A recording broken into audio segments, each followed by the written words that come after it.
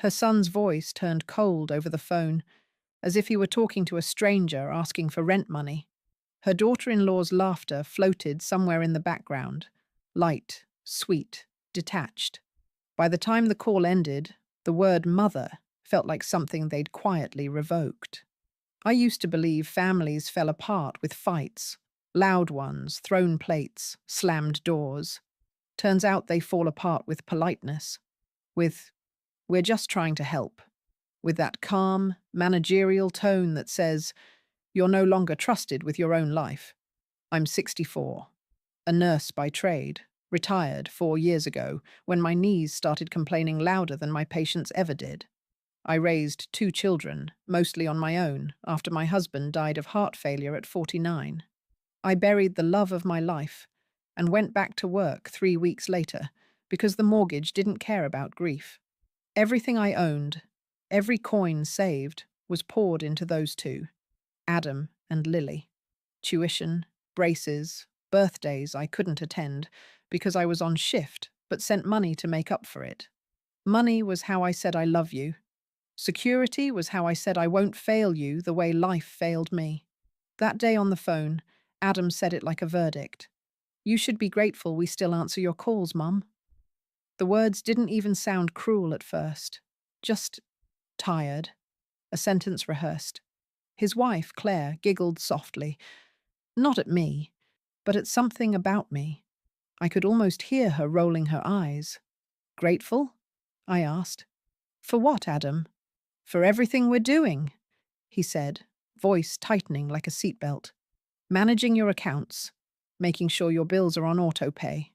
You don't have to worry about a thing anymore, except where my money goes." A pause. That little silence where love used to live. "Mum, please don't start again," Claire said, louder now. "You asked us to help. You said it yourself. Numbers confuse you." I wanted to remind her that I'd balanced hospital budgets for 20 years, that I'd juggled overtime, debt, and 2 school fees without once missing rent. But I just said, "Right, I must have forgotten." The truth, I never asked them to take control. It happened slowly, the way frost creeps over glass while you sleep. It started with joint access for emergencies. Then came shared credit cards. Then a power of attorney form slid under my coffee cup one Christmas morning, wrapped in a smile. They said it was for convenience, and I wanted so badly to believe that my children, my own blood, would never use the word help as a leash. After the call, I sat at the kitchen table staring at the phone screen. Their picture glowed at the top. Adam holding Claire, both of them laughing, perfect teeth and youth and distance. I pressed block contact, just to see what it would feel like. I didn't do it, not yet. But the idea tasted good, clean. The house was quiet, except for the hum of the fridge. It's strange how silence gets louder when you realize no one's coming. I made tea, the same way I had for 40 years. 1 spoon of sugar, even though the doctor says half. Old habits are the last things to stay loyal. I kept replaying that word. Grateful. It's what they used to tell patients in the dementia ward. "You should be grateful we still visit."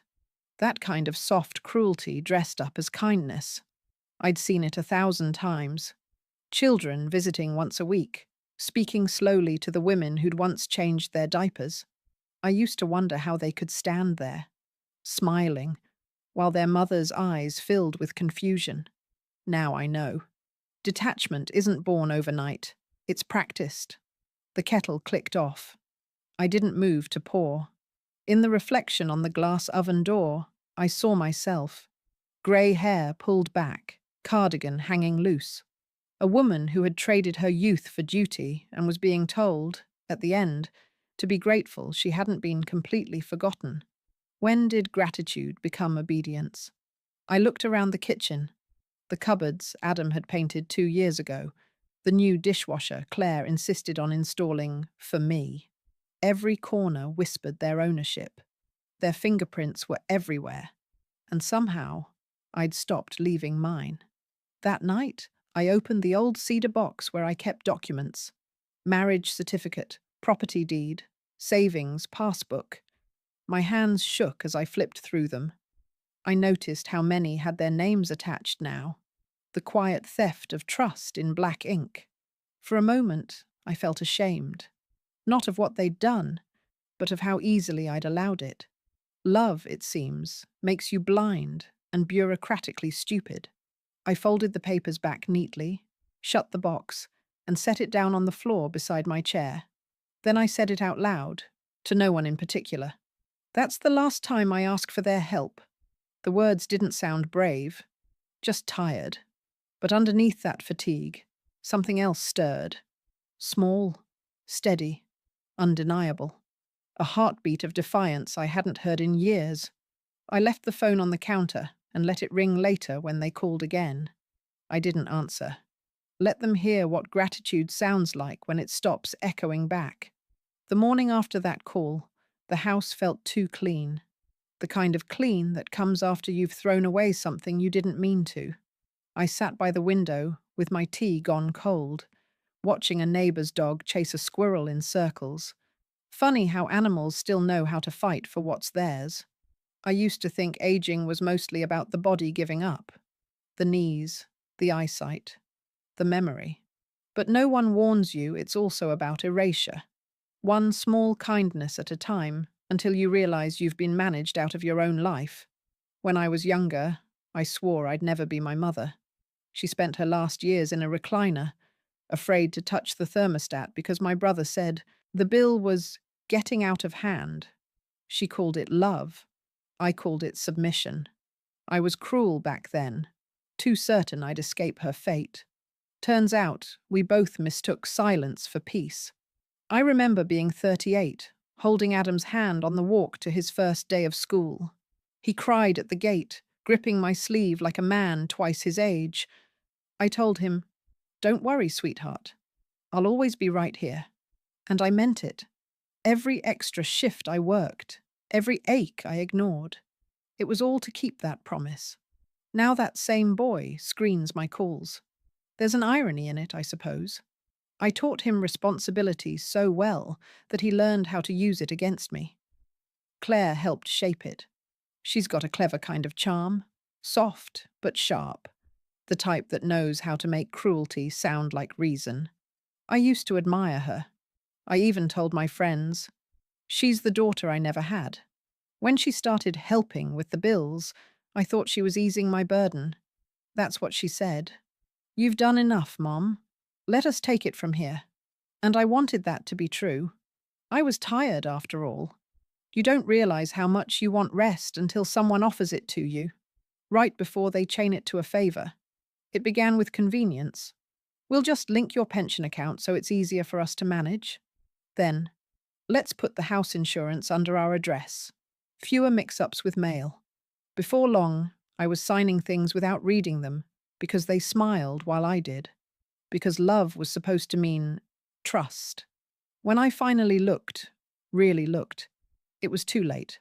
My name was second on half the accounts. Some things in life don't get stolen in a moment. They're quietly reshelved under someone else's name. After my husband died, people told me I was strong. I didn't feel strong. I just didn't have time to collapse. The world gives women like me one role: endure. Don't break. Don't rage. Don't inconvenience. So I didn't. I worked. I paid. I waited. I told myself the next generation would be different. Kinder. But when I see Claire tilt her head just so, that little sympathetic nod before she says something cutting, I recognize it. It's the same gesture my father used on my mother when she'd ask about money. Generations loop back like bad echoes. Sometimes, I wonder if cruelty evolves the same way eye color does. Passed down, refined, adjusted to survive. I think about Lily, my daughter. She lives out of state, married a kind man who builds furniture. She calls often enough, but she's busy with her own kids. She doesn't know what Adam and Claire have done. Maybe she wouldn't believe it if I told her. Maybe she'd think I was overreacting. That's the thing about betrayal. It makes you sound paranoid before it makes you sound right. In the afternoons, I've started walking again. slow, steady laps around the block.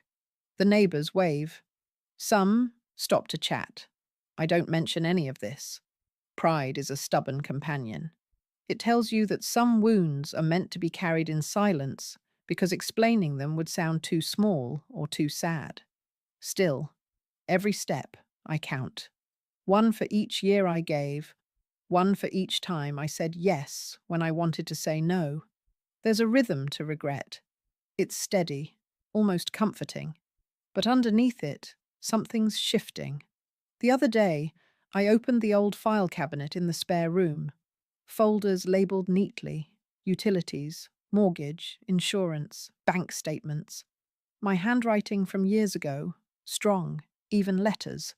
A version of me who didn't apologize for existing. I ran my fingers over the papers, feeling like an archaeologist in my own life. Every document was a piece of proof that I'd once been capable, reliable, trusted. I didn't cry. I just sat on the floor and whispered, "You're still in here." Because I am. Underneath the exhaustion, beneath the habit of politeness, there's a pulse that hasn't stopped.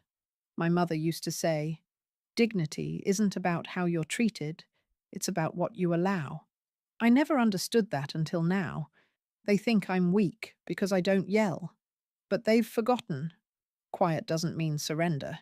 It means listening, waiting, choosing your moment. So I'll keep drinking my tea, making my walks, pretending not to notice their small edits to my life. For now, because every wound teaches something, and mine is teaching me how to stop mistaking endurance for love. It started small, the way most betrayals do. A question too reasonable to sound like rebellion. "Adam," I said, keeping my voice steady, "I'd like to see the statements this month." He was sitting at my kitchen table, scrolling through his phone, the one I'd bought him years ago when he couldn't afford the upgrade. The irony didn't escape me. "Mum," he said, not looking up, "you don't need to worry about that. Everything's on auto now." "I know, but I'd like to see it anyway." He sighed, that deep, world-weary exhale people use when they've already decided you're being difficult. "It's complicated, Mom.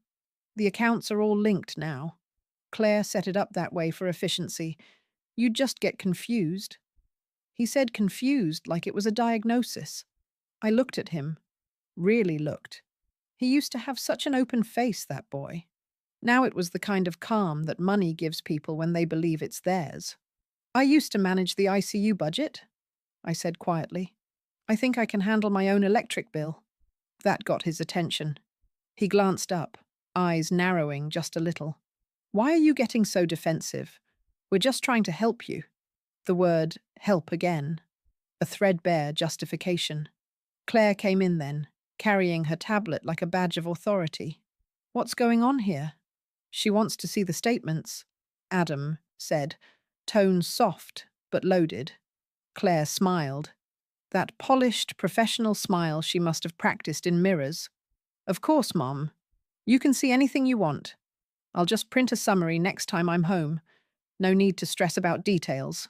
I felt that word, details, sink into me like a knife. Details were how I survived 40 years of nursing. Dosages, names, shifts. The only reason my children had food was because I sweated details. Now my competence was a footnote in their system. "I'd rather not wait," I said. "Just forward me the files." Her smile twitched, barely. "They're in shared folders. You might not have access." I nodded slowly. "I'm sure I can find a way." For a moment, none of us spoke. The air had that thin, sharp feeling before a storm. Adam reached for my hand, too gently, too rehearsed. "Mum, please don't make this harder than it is. We're trying to make things easier for you." And there it was. The full inversion of love. The thing people say when they're already taking control. I pulled my hand back. "Easier for who?" His face flickered, hurt or guilt or maybe annoyance. I couldn't tell any more.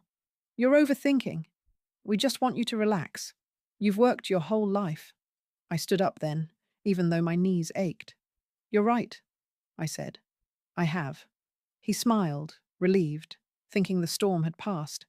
But don't mistake tired for helpless, I added. The room went still.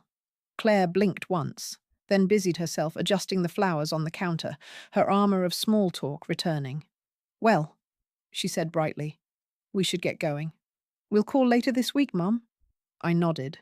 Of course. They left, without hugging me. Small detail, but I noticed. Their car pulled away, tires crunching over gravel. I stood by the window, watching until the tail lights disappeared. The silence that followed wasn't peaceful. It was surgical. Later that evening, I walked into the study. The one they said I didn't need anymore because everything's digital. I opened my old desktop computer, the one collecting dust under the desk. It took 5 minutes to start, fan wheezing like an old dog. But when it did, I logged in. Same password I'd used since 2007, my kids first. I changed it to Note Anymore 2024. And just like that, something shifted. I spent hours clicking through forgotten accounts, utilities, insurance portals, medical logins. Most redirected or locked, but a few opened. Names and addresses updated, my contact information missing. Small edits, surgical precision. They'd been busy. When I finally shut down the screen, the room was dark, except for the blue hum of the monitor fading. My heart was steady, not racing. I realized I wasn't angry. Not yet. Anger was a luxury, and I couldn't afford distraction. That night, I dreamed of my husband. We were sitting on the old porch, swing, him reading the paper, me shelling peas. He turned to me and said, "You always see the signs too late." Then he looked down at my hands, empty of shells. I woke before dawn. The house smelled like dust and rain. I sat up and said out loud, "Not this time." I made coffee, strong enough to taste like intention. Then I pulled out a notepad from the drawer and wrote 3 words at the top. Start paying attention. Beneath it, I listed everything I still controlled. My pension, my title deed, the hidden savings account I'd opened decades ago under my maiden name, the one they didn't know existed. It wasn't much, but it was something. And in that quiet hour before sunrise, I felt it, the slow hardening inside me, the calm that comes when fear runs out of fuel. I wasn't planning anything yet, but I had stopped being managed. They just didn't know it. The letter came on a Tuesday, the kind of day that pretends to be ordinary. Thin white envelope, no return address, just my name printed too neatly. I almost threw it out with the junk mail.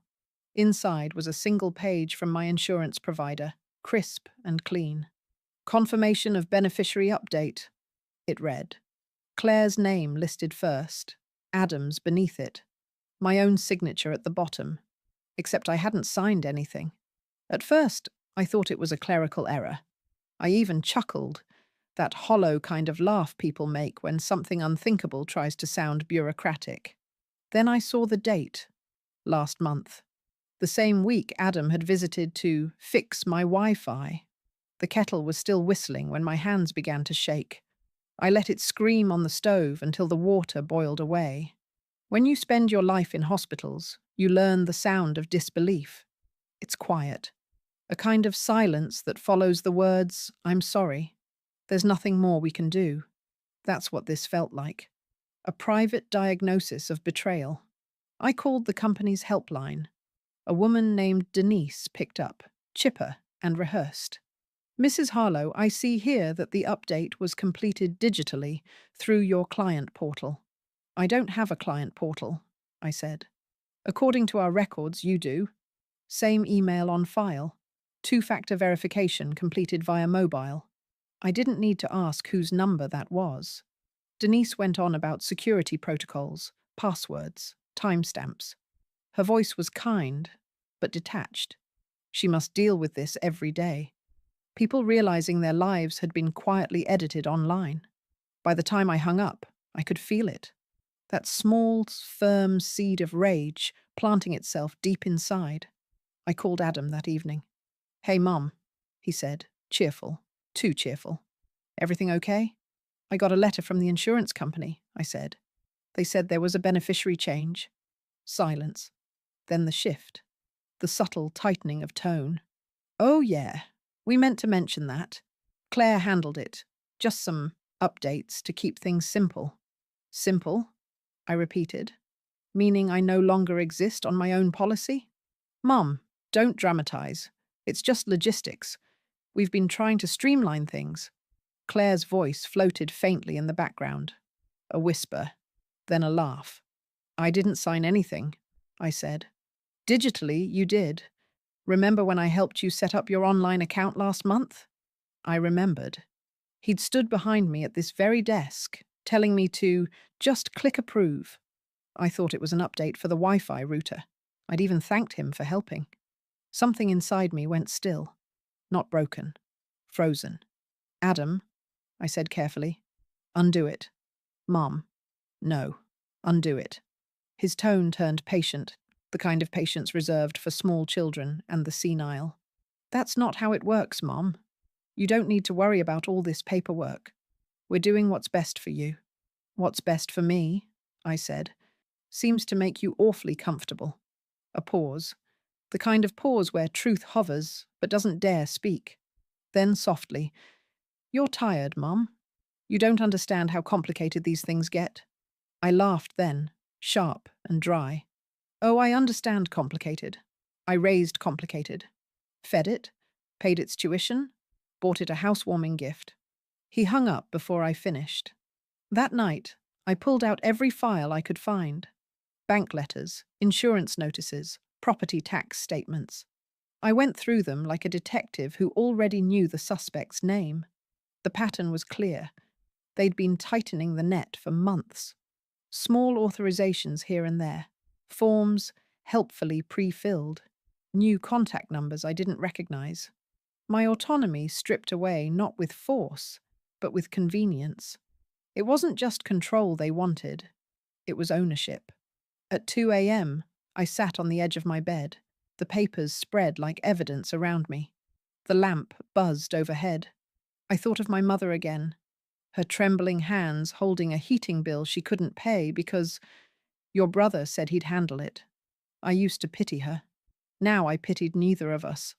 There's a point in every woman's life when pity turns to steel. Mine arrived that night, quiet but absolute. The next morning, I went to the bank. The teller, a young woman with a kind face and nervous smile, looked over my accounts. Everything seems fine, Mrs. Harlow, she said. All authorized under joint management. Could you tell me who the other party is? She hesitated. I'm not sure I'm allowed to disclose. Then don't, I said. Just tell me if the name starts with a C. Her face said enough. When I left, the air outside felt different. Clearer. Colder. The world hadn't changed. I had. On the walk home, I passed the mirror in the bank lobby and barely recognized myself. Not because of age, but because I saw someone awake. At home, I lit a match and held it over an old photograph of Adam and Claire at their wedding, my husband's ring still on my finger. Their smiles looked honest back then. The fire curled the edges of the photo, slow and beautiful. I dropped it into the fireplace and whispered, Let's see how grateful you'll be when the answering stops. The flame hissed, and for the first time in years, I didn't feel small. I felt precise. Grief has stages, they say. Denial, anger, bargaining, acceptance. But they forget the fifth one, documentation. The morning after the fire, I opened my notebook and wrote 3 new words under yesterday's list. They've mistaken mercy for weakness. I started small, quietly. Old habits from the hospital resurfaced, the kind that keep a nurse alive during chaos. Observation first, then response. I called my old co-worker, Janine, a woman who'd once run circles around hospital administrators with a smile sharp enough to cut glass. She'd retired into legal consulting for elder clients, the same people who used to clutch her arm and whisper, "My son's helping me too much." When she answered, her voice carried that familiar mix of humour and exhaustion. "Well, if it isn't St. Margaret," she said, You finally calling to tell me you're bored of pretending to rest? Something like that, I said. I need advice. Legal. There was a pause, the kind born from knowing someone too long. They took something, didn't they? I told her. Not all at once, but enough. The forms, the accounts, the insurance, the word grateful hanging over it all like rot. When I finished, she exhaled sharply. You're not the first, but you might be the first I've seen who's still standing. She explained what I'd need to do. Slowly, methodically. How to revoke power of attorney. How to request statement copies without raising alarms. How to reopen dormant accounts and reroute pensions. It'll take time, she warned. You'll have to act invisible. Let them think you're still under their thumb. I smiled. Something between sadness and satisfaction. I've been invisible for years, Janine. I'm good at it. That week became my quiet campaign. Every morning I brewed strong coffee and went through the motions of old age, online puzzles, gardening. The occasional phone call with Claire, where I nodded along as she bragged about managing our household budget. I let her talk. Let her think the lines were still taut, and I was still tangled in them. Meanwhile, I was cutting thread after thread. I visited the credit union downtown, the one where I'd opened my first account when Adam was still in diapers. The same clerk, older now, kind eyes behind thick glasses, recognized me. Mrs. Harlow, she said, smiling. It's been ages. I'd like to review my personal accounts, I said, softly. Not the joint ones. The old ones. Her eyes flickered with understanding. She printed statements, her hands steady but deliberate. You take these home, she whispered. And if anyone calls asking, I never saw you. There's a certain solidarity among women who've been underestimated. I spent nights sorting through numbers, tracing transactions like footprints. The pattern was worse than I thought. They'd set up automatic transfers, small enough not to draw attention, but steady, like termites in a foundation. I didn't cry. I highlighted. I took notes. I learned. Janine connected me to a lawyer named Cora, mid-40s, blunt as a scalpel.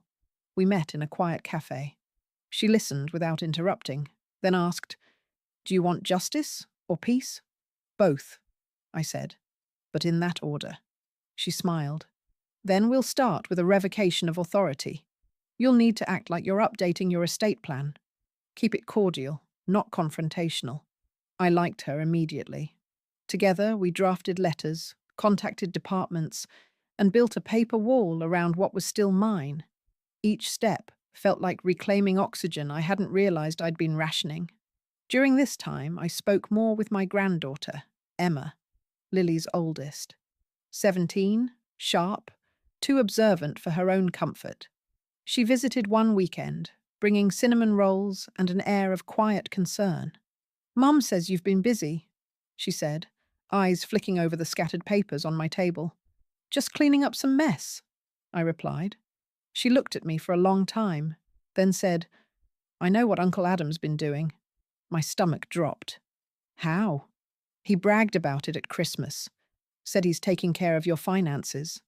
Grandma, he said it like you were a pet. Something inside me stilled.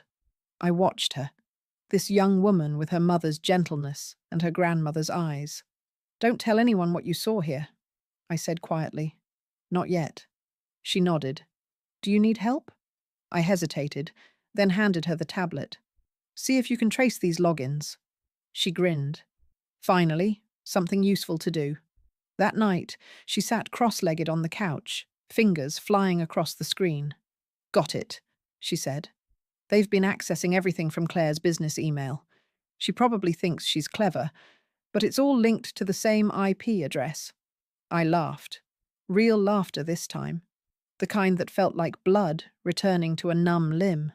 Oh, sweetheart, I said. You just gave me my favorite kind of evidence.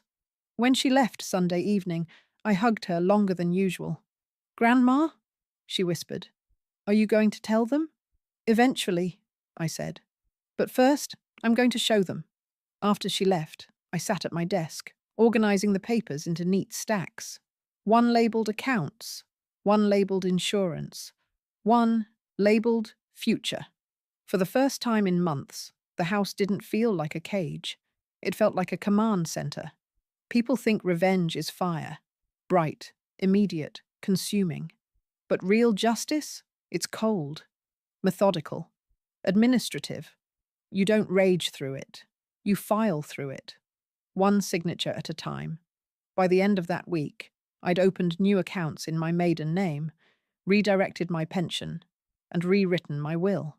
The lawyer would finalize it soon, and in the quiet that followed, I realized I wasn't waiting for an apology anymore. I was preparing for discovery, because when they found out what I'd done, I wanted to see their faces, not in anger, not even satisfaction, just recognition, that I was never theirs to manage. Justice didn't arrive with thunder. It came wrapped in paperwork and silence. By the time spring settled in, every signature that had once tied me to them was undone. Every document that had chained my independence now sat in a manila folder marked finalized. Janine called it restructuring. Cora called it protection. I called it reclamation. The first move was subtle. A change of mailing address. Everything, bank, insurance, pension, utilities, redirected to my lawyer's office. Not my home. Not Adam's. No warning, no explanation. Next came the account transfers. It took 3 visits, 2 notarized letters, and 1 quiet conversation with a sympathetic bank manager who, after reading the situation between the lines, said only, "Good for you." Within 2 weeks, every dollar that bore their names had a new home. I closed the joint credit card first, then the shared checking. The house deed was trickier, but the lawyer handled it with precision, revoked the shared claim they'd added for safety reasons. By the time the dust settled, my assets were clean. My accounts were under my maiden name. My power of attorney was revoked, witnessed, and filed. They still didn't know. The reveal came by accident, or maybe that's wishful thinking. Either way, it started with a call from Claire. Her voice was clipped, professional, trying not to sound panicked. "Mum, the mortgage payment bounced. The accounts showing insufficient funds. Did something happen?" I let a pause breathe between us, long enough to make her nervous. "Oh," I said. "I must have forgotten to tell you. I moved everything into new accounts. Keeps things simpler." Silence. Then, "You what?" "Don't worry," I added lightly. "It's all taken care of." Her composure cracked just a little. "Mum, that's not how this works. The bills are in our names. We manage those for a reason." I could almost hear Adam in the background, asking what was wrong. "Well," I said, "you'll have to manage them on your own now." The quiet on the line turned heavy. Then Adam's voice cut in, brittle and loud. "You can't just move the money, Mom. That's not legal." I smiled, even though he couldn't see it. "Oh, but it is. You made sure of that when you transferred ownership, remember? Said it was all in my best interest?" He sputtered something, a mixture of confusion and anger. I hung up mid-sentence. They called 8 times that day. I didn't answer. By evening, I unplugged the phone. The next morning, I sat by the window, coffee in hand, and watched a sparrow tug a piece of string from the grass. I thought about how nature never apologizes for reclaiming what's hers. By noon, they were at my door. Adam stood stiff, face pale, eyes wide in that frightened way men get when the ground shifts beneath their sense of control. Claire hovered beside him, arms crossed, jaw tight. "Mum?" he said, voice trembling between anger and pleading. "What did you do?" "I corrected a mistake," I said. "Several, actually." "You're overreacting," Claire said, stepping forward. "This isn't healthy. We were protecting you." "From what?" I asked. "Myself?" "Yes," she said, almost shouting now. "You don't understand how the world works anymore." That one landed differently. Maybe because I saw myself in her face. Young, ambitious, Too sure she was right. It didn't soften me. It clarified me. I understand enough, I said. I understand that you used my trust to build a cage around me. I understand that you thought my age meant ignorance. And I understand that when people say it's for your own good, they're usually lying. Adam's eyes glistened. We didn't mean to hurt you. Intent, I said, is what cowards hide behind when they've already caused damage. Claire took a breath, ready to argue again, but I held up a hand.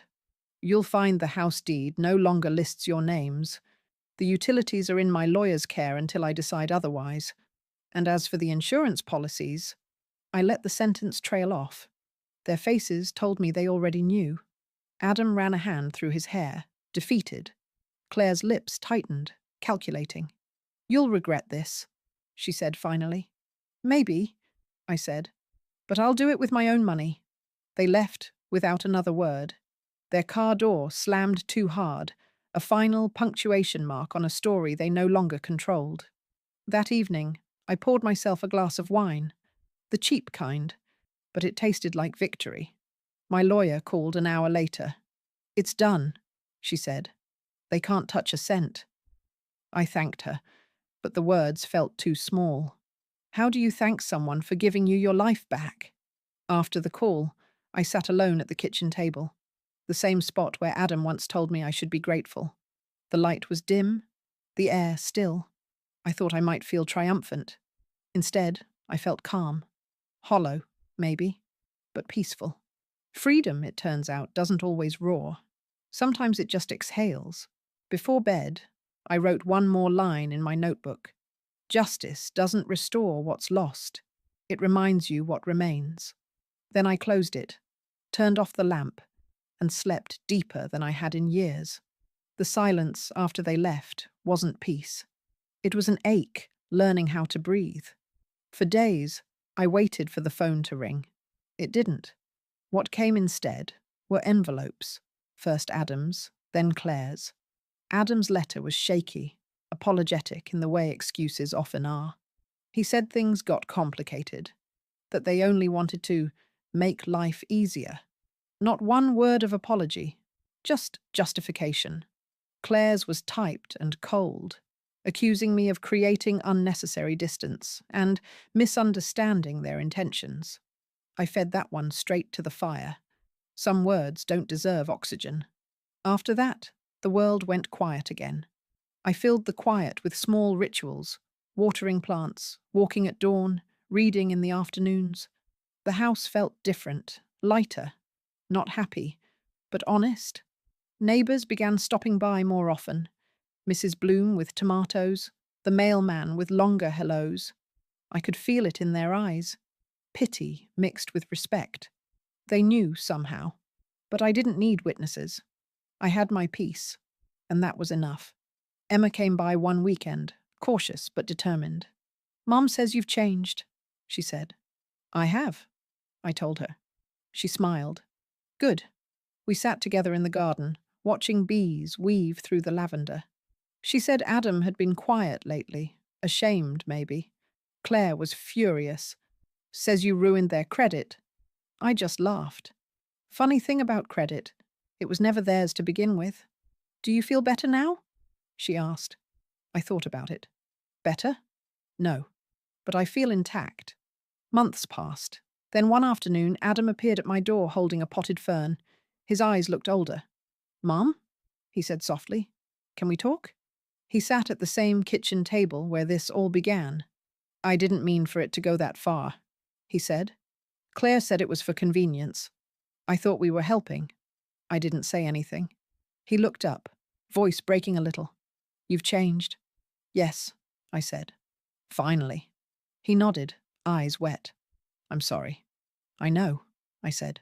But I'm not giving anything back. He managed a small smile.